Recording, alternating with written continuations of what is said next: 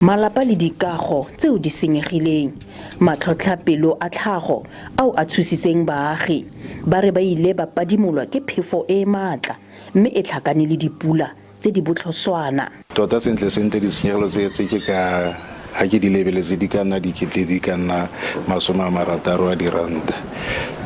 Ka gonne le motlakase ke yo ha o ka tla go lebelela fela ga gona sepe se ka reng re ka itshetlega ka sone. Dipale tsa motlakase le ditlhare di wele mme baagi ba kaya fa ba simolola go bona tiragalo ya mothale ono. Nna ke dula mo mokhukhung, so mokhukhu ke ao e ka re wa tsamaya so ka tsoga ka ema ka maoto ka apara ka tswela ko ntle. Setlhopha sa matlhotlhapelo se setse se rometswe go sekaseka tshenyo.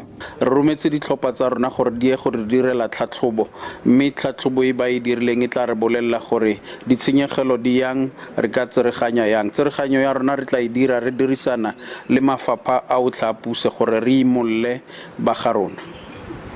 Baagi ba re ba tla itlhokomela ka fa ba solofela pula go tsorotla gape mo malatsing a tlang.